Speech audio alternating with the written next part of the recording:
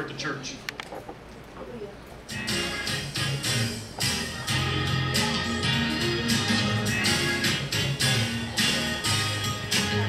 I've got the joy down in my heart, down in my heart, down in my heart. I've got the joy down in my heart to stay. And I'm so happy, so very happy. I've got the love of Jesus in my heart, and I'm so happy, so very happy. I've got the love of Jesus in my heart. I've got the love of Jesus down in my heart, down in my heart, down in my heart. I've got the love of Jesus down in my heart, down in my heart to stay. And I'm so happy, so very happy.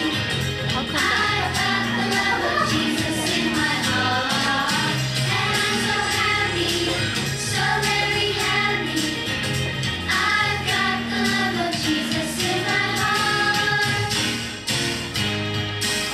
I've got the peace that passes understanding down in my heart, down in my heart, down in my heart. I've got the peace that passes understanding down in my heart, down in my heart to stay.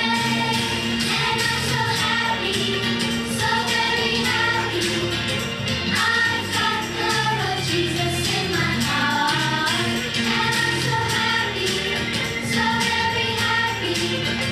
I've got the love of Jesus in my heart. I've got the love of Jesus in my heart. Hallelujah.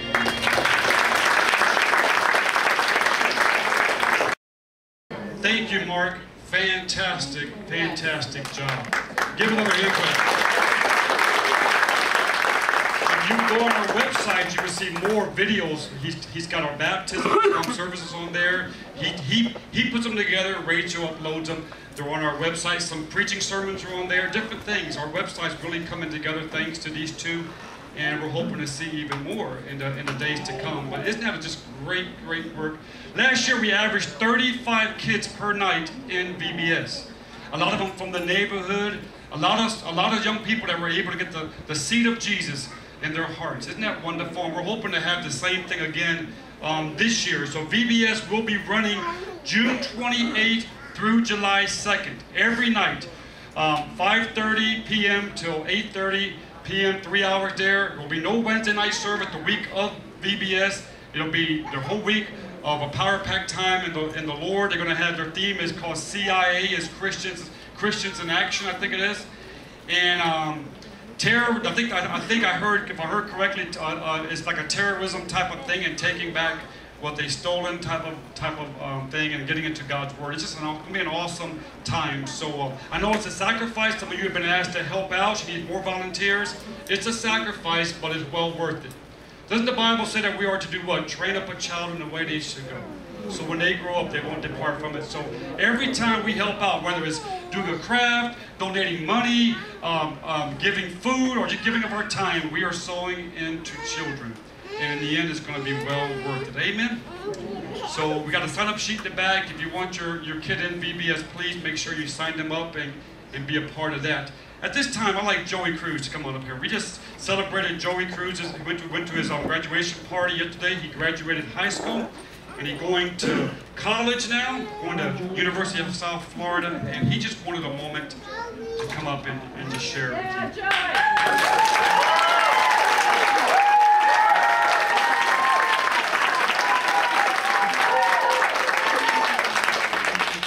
This is just a little bit unexpected, but thank you, Pastor, for giving me time up here.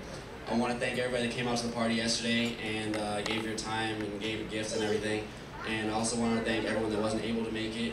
Thank you for supporting me and also just giving me counsel and praying for me all the time. You guys have been a wonderful church family, and I'm really happy to have you guys as a church family. And I won't be leaving yet, so you don't say your buys yet. But I'll let you guys know when I am leaving. But thank you again, everybody, for all your support and all your prayers and everything. All right, thank you.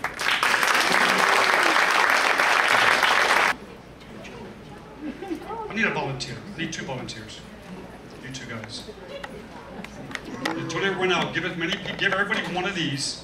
These are Vacation Bible School little postcards. Give someone who has children this postcard and invite them to the VBS, okay? So that they can be a part of something extremely special.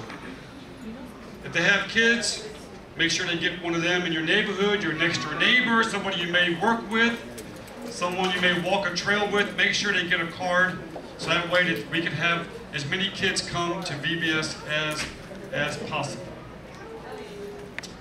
Where's Mr. Allen at? Alan, did you get the kids back there ready for me? Yeah? Nate, we'll go ahead and have that. We were going to do it last week. We dropped the ball. We apologize for that. And the reason why it's so important is because we have some of those that we're going to be honoring not here today because they're out of town. You know, how many of you know that after school and summertime start becoming vacation time, you know? So today we're going to honor the 2015 graduates from our church. We have a little something special for them. Those that are not here today, when we call their names, we will give it to them next time we see them in church, maybe the week after next or next week. But these that we're going to be honoring today are those who graduated from elementary into middle school, or middle school into high school, or high school into college. I only have a short list here of names that were given to me. If you fit that, we didn't leave you out on purpose, we just didn't know that you fit that criteria. But we're gonna, when I call your name, if you happen to be here today with us, come on up and stand up here with me, and I'd like you to give them a nice hand clap for their achievement. Do we have an Adriana Allegretti here? Come on. Come on, give her a hand clap.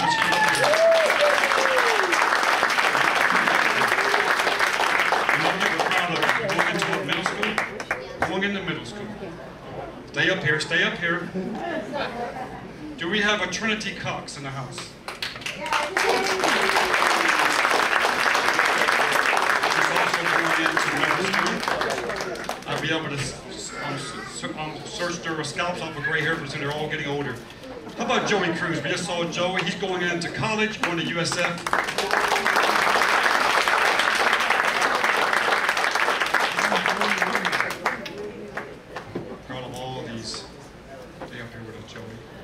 You have your cameras, take pictures. How about Jesse Holt?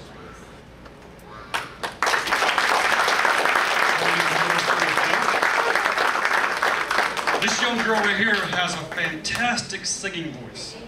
You're going to hear her up here when I've been trying to encourage her to sing for us up here. She's outstanding. She took YouTube by storm. She was on YouTube. Was it YouTube? Where's her sister at?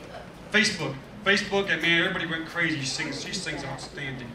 How about Emily Padgett? Where's Emily at? My daughter. She's going from middle school to high school this year. Her father and mother are starting to get the gray hairs of that journey from middle school to high school. Congratulations. And we have 2 here. I don't think they're here. We have Sean Richardson. Sean is Candace and Brian's son who just graduated high school. I believe they're in New York City. And we have Nate Williams, which is the Morgan's son. He's not here today as well, right? Do we have any other young person that just graduated from elementary to middle school, or middle school to high school, or high school out? Anybody at all here?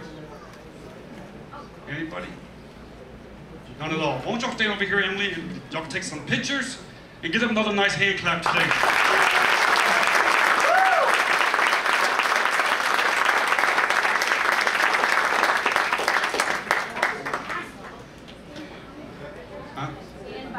Oh, okay.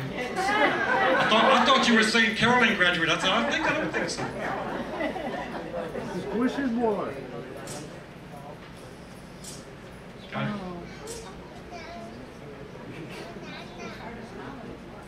All right. Thank you, guys. God bless you.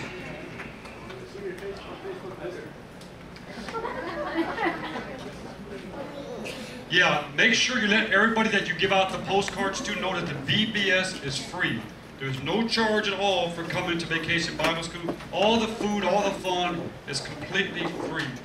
All right? As you prepare your hearts to give to our new building, I want to share something with you. You're going to be hearing in the weeks to come a real strong pitch, a real strong understanding of where we are with the new church building. The reason why you haven't heard it recently is because we're trying to get all of our, if you will, ducks in a row and have some more accurate information for you. But there's a lot of reasons why Joy and Praise Fellowship needs a new church building. Many reasons. One obvious reason is we need more room. Amen? Amen. It'd be nice to have more room.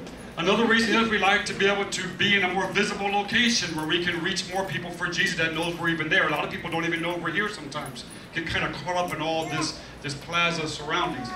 But the other reason is not only for the souls and having more room to have ministries and things of that nature, but it's also to give this church, Joy and Praise Fellowship, long-term stability. Now we know that our stability is founded in our rock called Jesus Christ. We know that. But I'm here to tell you that we will not have long-term stability here in a storefront church. Many people say that even as long as we've been here already, it's been nothing more than the grace of God that's given us such victory, because it doesn't usually last a long time in a storefront church. But we want stability. If the Lord shall tarry, a lot of us believe He's coming back soon, but if He were to tarry, we want the generation after us to be able to be a part of something special at Joy and Praise Fellowship, and you can be a part of that. So as we give unto the Lord toward this new building, every dime you get, every penny, nickel, dime, quarter, and dollar you give helps us to get that much closer to our new church building. And believe me, I've already seen some of the layouts. It's not going to be a giant church, but it's going to be a wonderful, wonderful house of the Lord.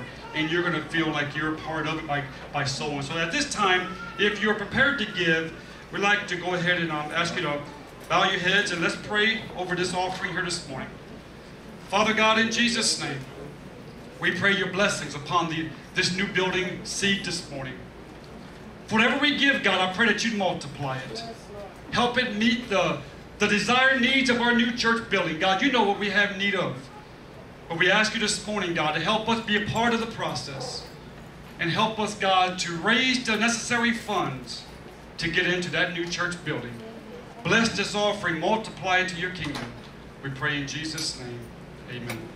Give a message. She goes, I already heard you preaching already or talking this morning on Facebook already. I mean, not on Facebook, on your website. So praise the Lord. You see, every avenue we have to get the word out there, whether it be verbally, our website, whether it be through your Facebook blogs, whatever we do to get the word of Jesus out there, it helps grow the church and grow the kingdom. So keep up the good work and keep inviting people to the house of God. Can you bow your heads with me today before we pray in Jesus' name? We now come to the part of this service, God, where we hear the word of God. We pray, God, that this word this morning has come from you and not from me. We pray, God, this morning that as this word is being given, that it will find a place in the hearts and minds of your children this morning. And that they will be encouraged by it and draw strength from it. Father God, we pray in Jesus' name that you would anoint the living word this morning. And oh God, as I give it to them, as you gave to me, may they give it to others as they leave this place. Bless them, strengthen them, and bring revelation of this word to their hearts. For this we pray in Jesus' name. Amen. They say that church folks do two things well. They eat and they make a lot of noise. Is that true? Do we know how to eat? I tell you, I've been to some potlucks before. We can eat now. But I also know we can make a lot of noise. Especially Pentecostal when they come together. We can make some noise now. Today I want to speak to you a message that I've entitled, Making a Joyful Noise unto the Lord. It's one thing to make noise, but don't you believe it should be joyful? It should be joyful. It should be uplifting. It shouldn't be bad noise. It should be good noise. Have you ever been over here and you have somebody have a microphone in their hand, they walk in front of a monitor or a speaker and you have that bad, horn type of noise come at you, everybody grabs their ears? Do you know that if we don't make the right type of noise unto the Lord to those out there that are lost, it's like them grabbing their ears because it doesn't sound very good? We want our noise to be a joyful noise. A noise that they will say, man, I want some of what he or she has. Psalm 100 verse 1 out of the King James Version says, "Make a joyful noise unto the Lord, all ye lands." Anybody ever heard that verse before? There's even songs we sing about making a joyful noise.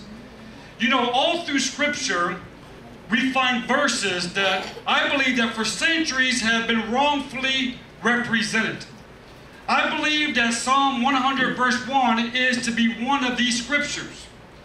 See, when quoting this popular verse, the first thought that sometimes runs through the minds of people when they hear this is the word noise. Noise, how many of you know, is associated with something that's less attractive or less desirable? Anybody like noise? I don't like noise.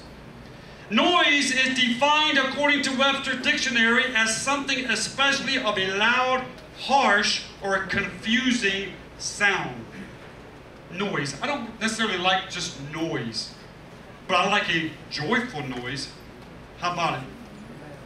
Well, some of you haven't woke up this morning yet. Just as a little nugget to you, a preacher loves to have interaction. When you don't have interaction, you preach all day long until he gets it. For as long as I can remember, when talking about a fellow brother or sister who we believe, though they may love Jesus, but we believe they can't carry a tune like your pastor, the simple thing we tell them is, look, just make a joyful noise unto the Lord. Anything you sing to God, He will enjoy it, even though we don't. You ever heard that? We say that before to each other. But I'm here today to put an end to this representation of this verse. Making a joyful noise unto the Lord is not just singing badly to God.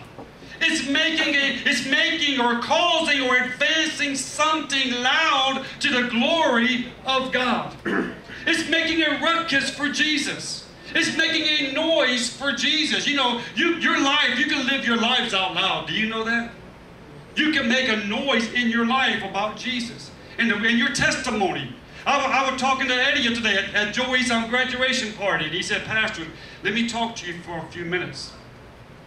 He began to tell me his testimony, and he'll share it with you guys in the future in an upcoming testimony service. We'll have one of them in the future. And you will be blown away as I was, how God took a man from seemingly nothing and brought him up to somebody special for God. Took a man who didn't really have any intellect or have anything and turned him into a commander of the police force and Bible school and everything else. God took rather nothing in a sense and turned it into something special. And how many of you know that God has done that in your lives as well? Making a noise, you see, making a noise for Him. When someone like a politician or even a protester gets up on their soapbox and starts making a noise, what they're trying to do is they're trying to bring to the forefront a debate. They're trying to bring attention to an agenda that they're trying to get across. When you and I stand on our soapbox for Jesus and we shout from the rooftops that Jesus Christ saved, that Jesus Christ is the way, the truth, and the life, that Jesus Christ heals, what we're doing is we're making a joyful noise. We're bringing attention to the person of Jesus. To make a joyful noise unto the Lord is to speak up, is to stand up, is to rise up the very things and person of God. How many of you know that the devil will love nothing more than to muzzle us, to keep us quiet when it comes to Jesus? Oh, you cannot minister in the workplace. It's not allowed. You cannot talk about Jesus out there in the marketplaces. It's not allowed. I've been hearing that more and more. Heard it the other day on the newscast where this guy was saying, it's not that you don't have the freedom of faith and freedom of religion. You should just keep it at home and at church. That's not what the Word of God says, nor do our Constitution. Don't let the enemy muzzle you. Make a joyful noise. Stand up and rise up and shout from the rooftops that Jesus Christ saved and He changed your life. You see, noise brings attraction. It draws people to His whereabouts, even if only out of curiosity. You ever hear a big commotion going on and you say, what's going on over there? You go over there just to see what's going on. If we will be willing to make a joyful noise unto the Lord, it may draw some curiosity of those who don't know Jesus. But as long as we stay back and sit back so proper and polite and everything, we're not going to be able to reach people for Jesus. I've told you before, and I'll say it again, that I would rather offend you and you make it to heaven than not to offend you and you make it to hell. Folks, we got to start offending some people for Jesus. I don't mean that in a bad way. I don't mean go up and slap somebody for Jesus. I mean, make a noise for God. God wants us as His ambassadors to make a joyful noise unto the Lord. A noise that is literally heard from the rooftops. If you're in your own house, if you're playing Christian music, jam it out. Open a few windows out. Do a little spring cleaning earlier. Let your neighbors hear that worship music. If you're out there doing a prayer walk, speak loud about Jesus. You know, talk loud. Make your voice be like a megaphone. Let us shout for Jesus. If you're out in the malls or you're talking to somebody, you pay for something in line, and at Christmas time, don't say Happy Holidays, say Merry Christmas, Hallelujah. God's good. Or anytime somebody does something for you, say thank God, praise God, may God bless you. Put God out there as often as possible. Make a joyful noise unto the Lord. Let people know that Jesus saves, that He heals, that He sets the captives free. Hallelujah. That there's a reason for your hope, and it's in Jesus Christ. How many of you know that the world needs hope today? Yes. They need hope. John Lennon said they need love, but they need love and hope. The world needs hope. And that hope comes through Jesus. But even Paul spoke about how will they know unless someone goes out and preaches and tells them about it. We have to spread the word and make a joyful noise that Jesus Christ saves, that He sets free. That responsibility has been given to you, and it's been given to me. It hasn't just been given to our evangelist brother here or missionaries. It's been given to every person who's a born-again believer to shout the word, to shout the noise that Jesus saves. Psalm 100 verse 1 says that the noise is to be a joyful one. How many of you know that we have, God only knows how much unjoyful noise we have going on in the earth today. I asked some of you, have you heard what's on the news? You go, no, I don't look at the news anymore. Nothing but bad news. Right? How many of you know that all you hear nowadays is bad? You know why? Because we're the ones that's supposed to be spreading the good news. The good news that Jesus saves. But we, His followers, are to make a joyful noise and not a bad noise. If you have, I said last week to you, I'll say it again, if you don't have anything good to say, don't say anything. Amen. But the thing is, you and I do have something good to say. And that good is the person of Jesus. That's good news. You know the Bible's called good news? To some people, it's bad news. They say it's bad news because it keeps them from doing what they want to do in life. But it's good news because it gives them prolonged life. You don't know how many friends of mine have got their lives taken out so early in life because of drugs, alcohol, and crime, and robbery and everything. They've lost their life. Their lives are over at 18, 22 of age. They're already dead and gone into eternity because they did not live their life according to the Word. The Word of God says that God loves us enough to give us abundant life, long-lasting life. Amen. Not to take away our fun, but to give us more life.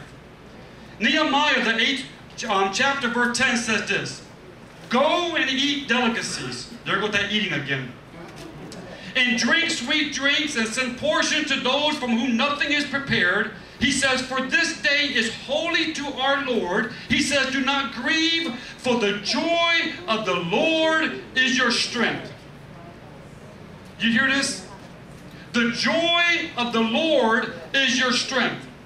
I began to read that a little bit and say, the joy of the Lord is our strength.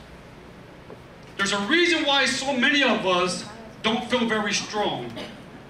It's because we don't have that joy that we should have in our hearts. From your pastor sometimes all the way down to the person sitting in the last row, like Stephen back there. The true joy of the Lord is supposed to be our strength. It's the one that's supposed to help us out in time of sorrow. But so often, like your pastor and you as well, we allow life's problems sometimes to get in the way and snuff out our joy. Anybody been there but me?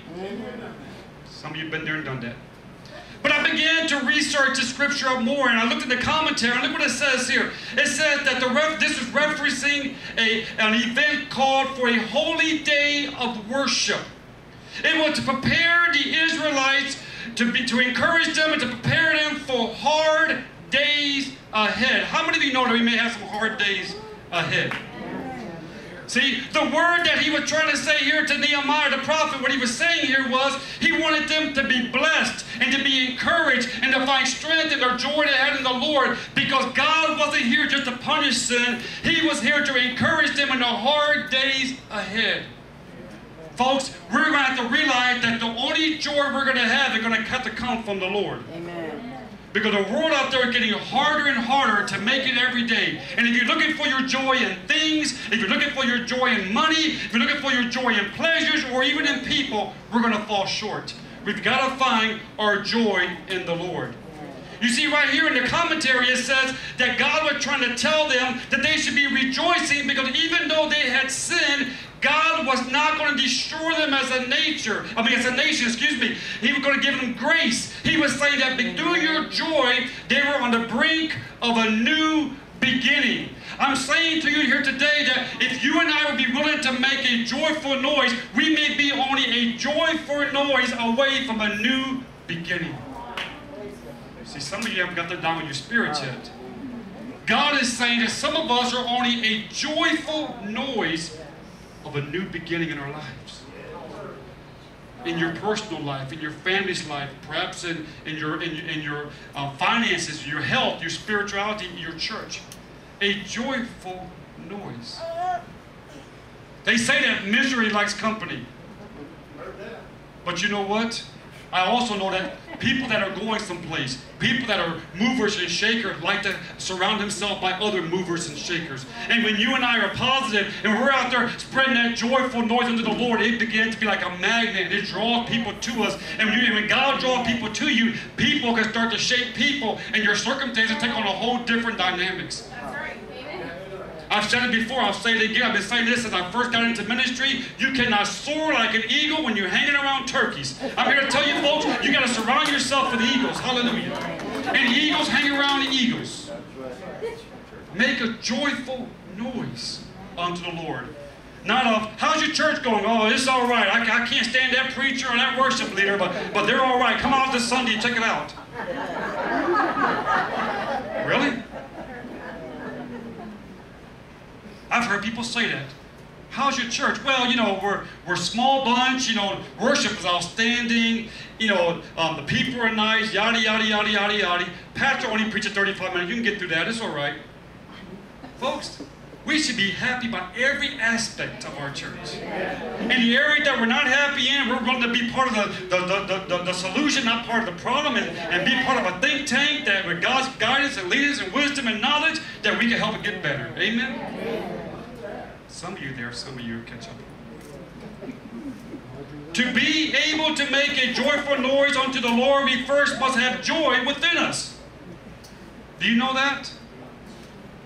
See, the one thing I like about my preaching, the way God gets it to me, Steve Bowman said in class this morning that the Word of God, the Gospel, is presented to us in such a way that no matter how smart you are or how maybe uneducated you are, you can still understand the Word. I believe that this message here, the way God has given me, your pastor, to speak it forth, is elementary. It should be pretty understandable that you cannot have joy, you cannot relay joy, you cannot share joy if you don't possess joy. You have to have it down inside of here. The reason why so many of us don't experience joy is because we can't get past the pain. Going somewhere with this. The reason why we cannot give joy or express joy or feel we have joy is because we cannot get past the pain. But God told me something that in more times than not, pain comes before joy. That's what the scripture says in Psalm 30 verse 5, weeping may endure for a night, but joy comes in the morning. Pain comes before joy. Have you ever seen a woman get ready to give birth to her baby? She's laying in the bed, she's having her contractions, she's getting ready to give birth. She hates her husband, she hates the doctor, she's cursing him, she's already got the divorce papers written up. You did this to me, it's your fault, that doctor's fired, I'm never going back to him again. She's mad at the whole world. She don't want a visitation from her husband, from her pastor, from anybody. She's mad. Then all of a sudden, plop, the baby comes out. Now she's crying. She's loving her husband. They're kissing. She's thanking the doctor. She's asking the pastor to come in to christen the baby. And she's already making plans to have another one. Rachel, yeah, it's God's point again.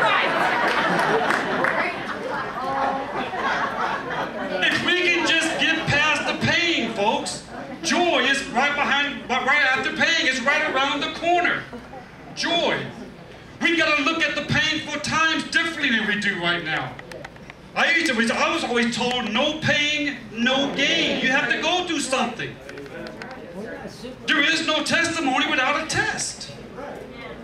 Hebrews 12:2, speaking about Jesus, it says, keeping our eyes fixed on Jesus, because he's the author and perfecter of our faith. It says, for the joy set out for him, he endured the cross, disregarding his shame, and has taken his seat at the right hand of the throne of God. Look at this. For the joy set before him. Jesus knew that the cross would be awful. So awful, he even asked to have the cup passed from him. So awful.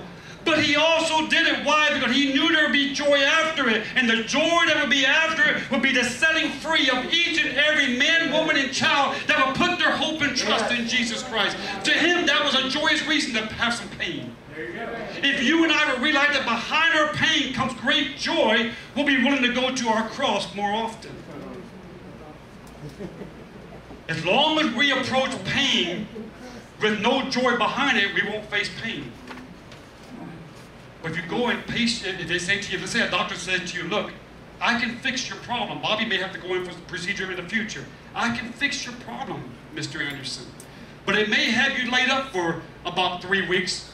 But guess what? At the end of that, you'll never have to deal with it the rest of your life. It would behoove him to go through 3 weeks of that, to have the rest of his life with no pain and have joy. You see, a lot of us don't understand that joy comes after the pain. You ever sing a rainbow? The rainbow usually comes after the rain falls. Folks, God has got a great plan for every one of our lives. But we have to make the joyful noise, that good noise, that uplifting, that advancing, wholesome noise unto the Lord for those we come in contact with. Psalm 126:5 says, those who sow in tears shall reap in joy. You hear that? Those who sow in tears, your sorrow, you're going through it, you're struggling, you're crying yourself to sleep at times, wanting God to prevail. He said, you just watch. Those of you that sow in tears shall reap in joy. Another version of this thing says this. Look at this. Those who shed tears as they plant will shout for joy when they reap the harvest. You know what it's saying here? That when you're going through a struggle, if you would just go to that struggle, keep serving the Lord, keep doing great things for God, as you are planting, God will give you joy.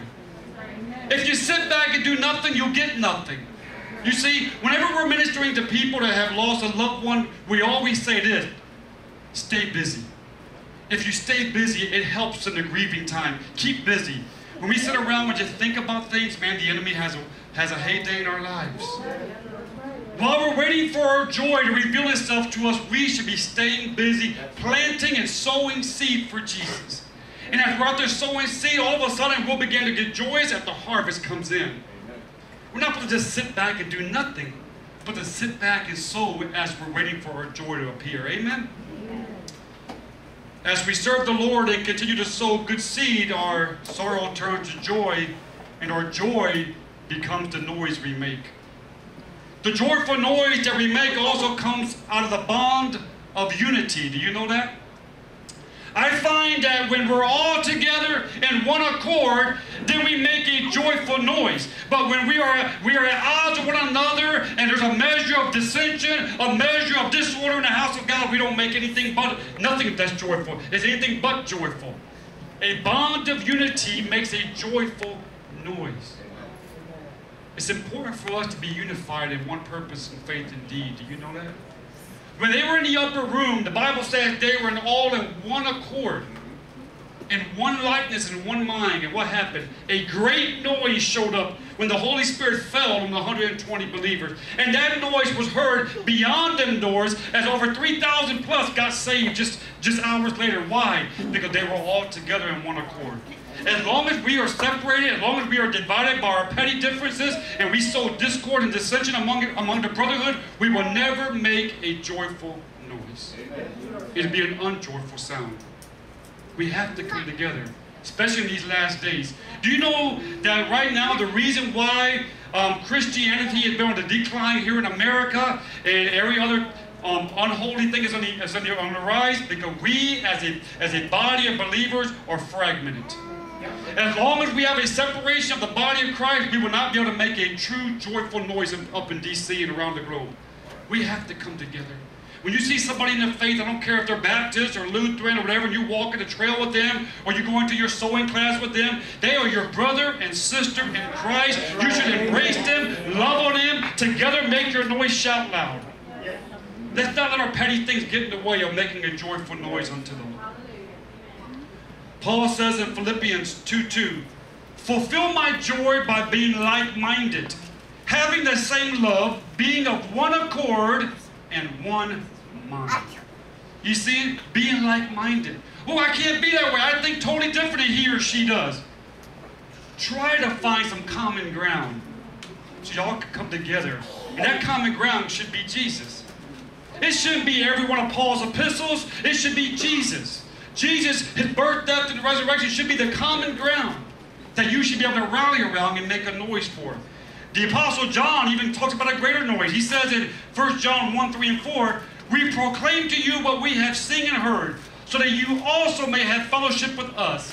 And our fellowship is with the Father and with His Son, Jesus Christ. We write this to make our joy complete. You know how your joy becomes complete? Is when you come not only in that bond of unity, but when you come to the true understanding of your Father and His Son, Jesus Christ. When you come into that relationship, then you have complete joy. As long as you are at odds with God, you will never have complete joy.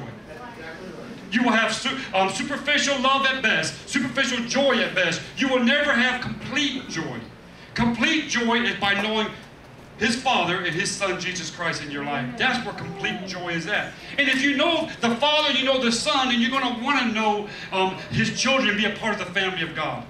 Is it fair to say, unless we have a relationship with the Father through Jesus Christ, our joy will not be complete? We have to have the complete joy which is found in that relationship. You see, making a joyful noise unto the Lord is in all of life. It isn't just in our worshiping on Sunday mornings. It's in all of life. In the way we speak, in the way we think, in the way we live. It's an expression of a life lived in appreciation of the one who saved us. It's living your life out loud. I was telling my wife was mad at me today because I was talking to myself, kind of. I said, I can't help it. I think out loud. Anybody thinks out loud here? You're thinking out loud. I have more conversation with myself than I ever do with anybody else. I think out loud. It drives her crazy. It drives some of you crazy. I'm sorry. Joy is living it out loud. And when people see you, they don't have to hear what you're saying. They get to look at your life and know you're full of joy. You're full of joy. Making a joyful noise unto the Lord is a choice that must be made every day. And it's not based on our feelings, it's based on our faith. Ooh, I'm going to say that again because we've been hammering out home for about a year now. Our joy is not based on our feelings, it's based on our faith. Because sometimes we can have a stomach ache or bad headache, or our boss got on our case today for what we thought was an unfair reason, and you don't feel really good about that. You're not saying, give it to me again, boss man. No, you're not saying that. But that joy is inside of here because it's not based on our feelings, it's based on our faith. The scripture is to say, like, this scripture here is in Psalm 63:5 says, as if choice meat you satisfy my soul. He says, my mouth joyfully praises you. Get this now. As if in choice meat you satisfy my soul, my mouth joyfully praises you. This scripture, I'll give it to you in a pageant terminology here. It's like saying how a nice T-bone steak or satisfies one's appetite, or a cool drink satisfies one's thirst on a hot day. So does a heart full of joy satisfy my soul. There you go. You know, when I'm hungry, nothing will soothe that hunger better than a nice steak. Nice steak and potatoes and salad. Some of you may like something different. Or when you're out there on a hot 95-degree day and you're mowing the lawn or whatever, a cool drink, it don't matter what it is, you just want something cool.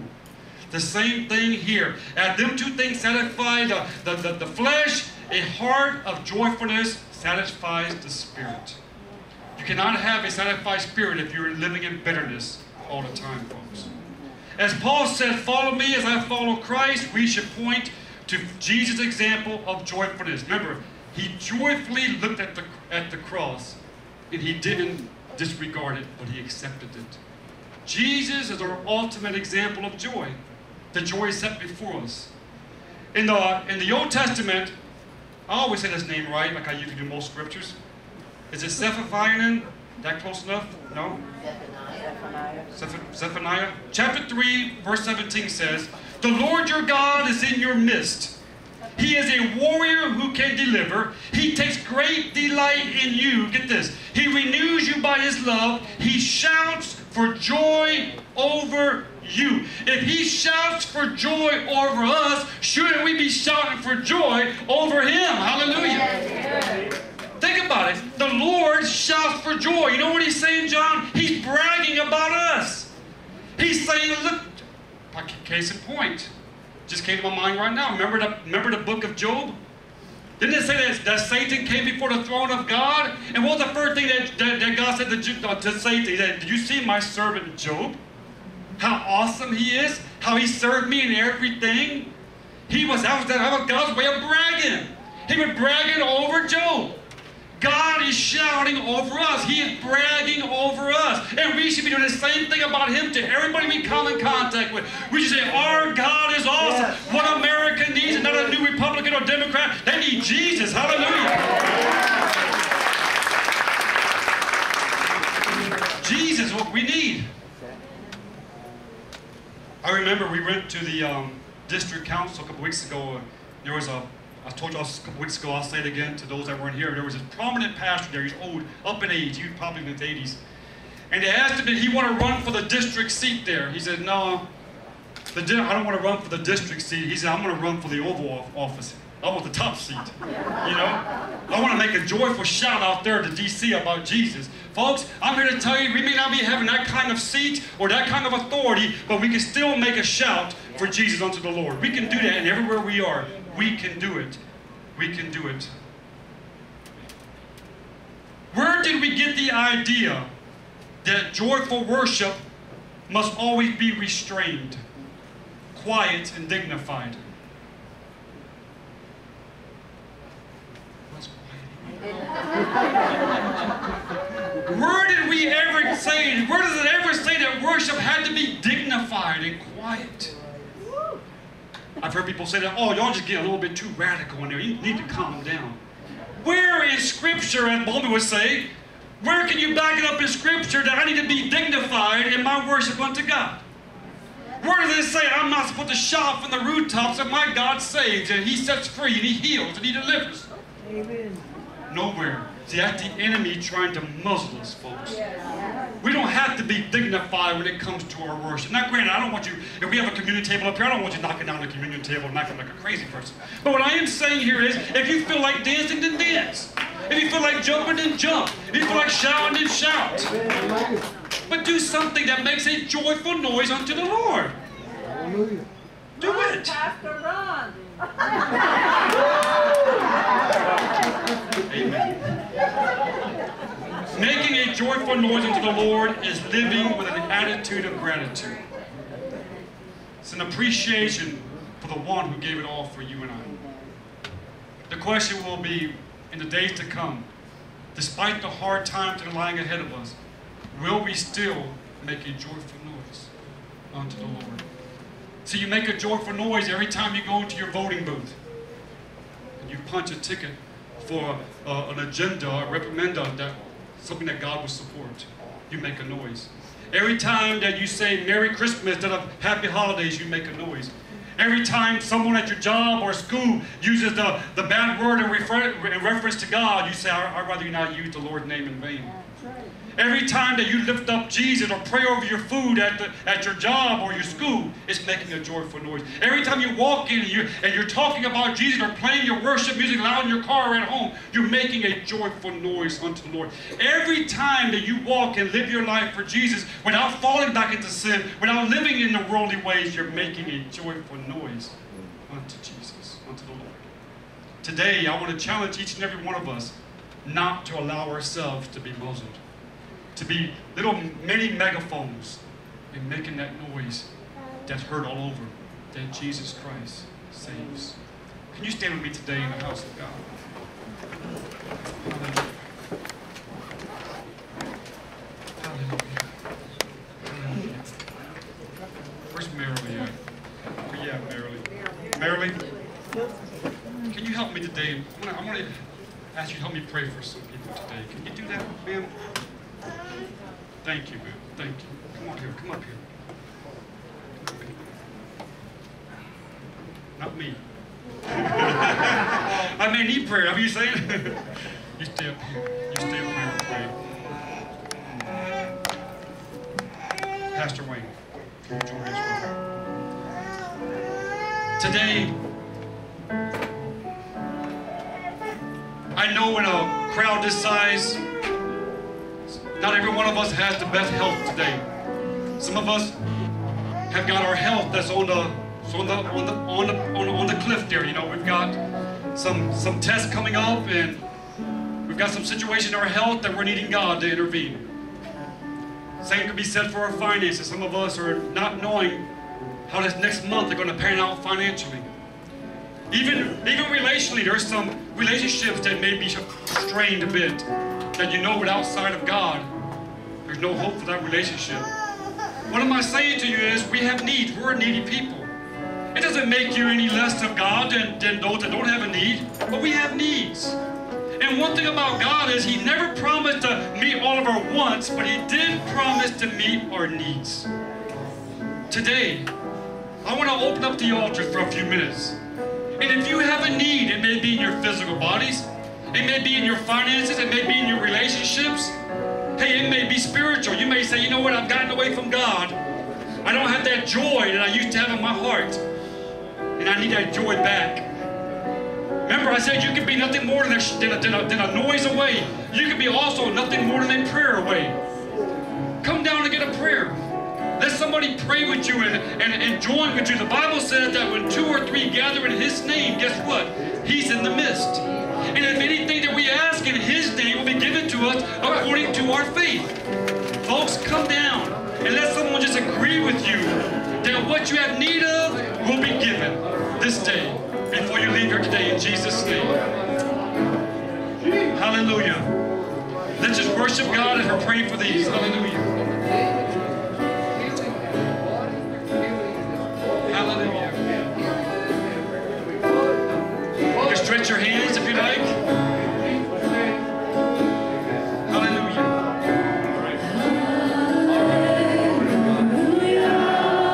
Do you love Him tonight or today? You have won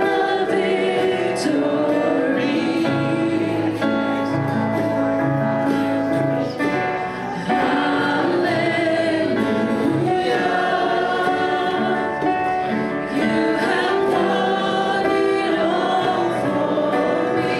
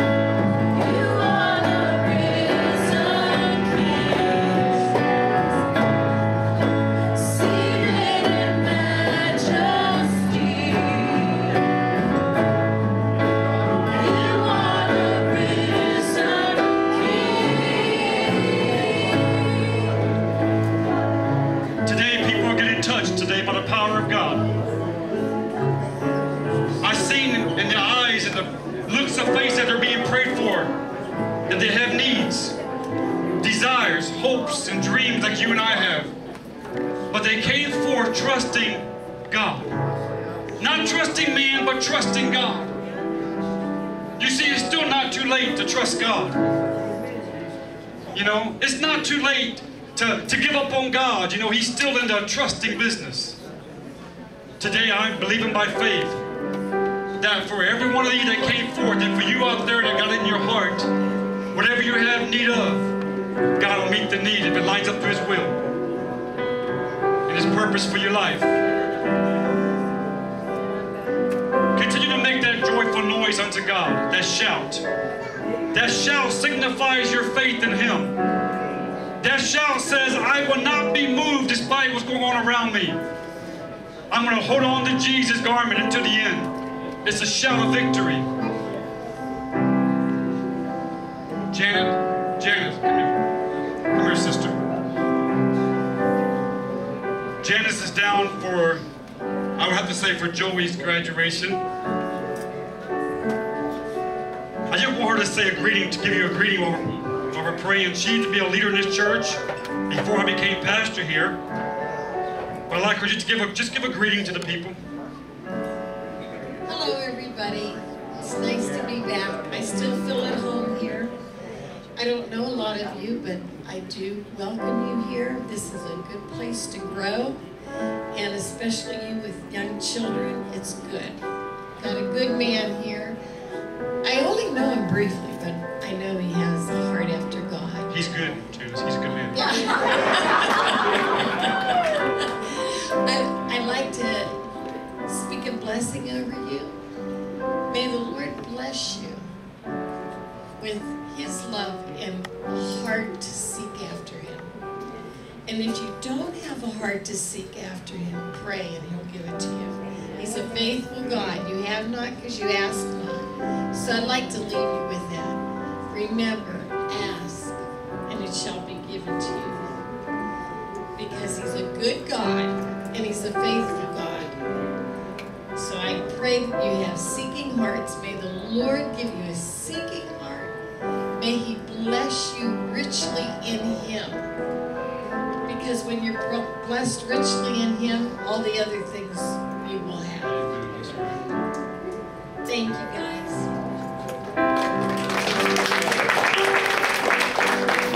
I'm going to have Scotty dismiss us here today. Well, the Lord gave me an expounded message on making noise. And it's funny the way the Lord speaks to me. But He gave me an illustration. He said in the basketball game, if you're on the bench, sometimes the coach is going to call your number. And when he calls your number, you're going to go in there and you're going to be ready to play. Now, if you go out there and you're making a difference, all of a sudden you're going to get double teamed because you're making a difference. The other team doesn't like it when you're making a difference. Now, it's the same thing. If God calls and gives you a charge to go and make some noise, if you're being really quiet, there's no need for the enemy to pay any attention to you. But if you're making a difference and you're bringing people to the kingdom of God, then you're making noise, and they don't like that. So when you make noise, you have to expect that you're going to have some attacks come towards you. You're going to be, it's not going to be something that's going to be fun at first. You're going to feel some discomfort, but know that you're making a difference for God's kingdom, and just keep going at full force. Don't be, deterred by attacks from the enemy. Lord Jesus, I want to pray for each and every one of us before we're dismissed today, just to know that you've called our number, and that we have a duty to not only make a joyful noise in the house of God, but in the streets, in the marketplace, when necessary, in the workplace, wherever you give us the opportunity, we should be willing and obedient to listen to your voice, to make that joyful noise, that we can make a difference for your kingdom. And I just pray that everybody would be encouraged by Pastor Eddie's message today, and they would do it with all of their might. In Jesus' mighty name, amen. All right, praise God. Go in the peace of the Lord. If you need to sign up for VBS, back there. If you need to go to see the Shekinah Ministry, see Sam Bachman in the back. She'll give you some directions to that. But go in the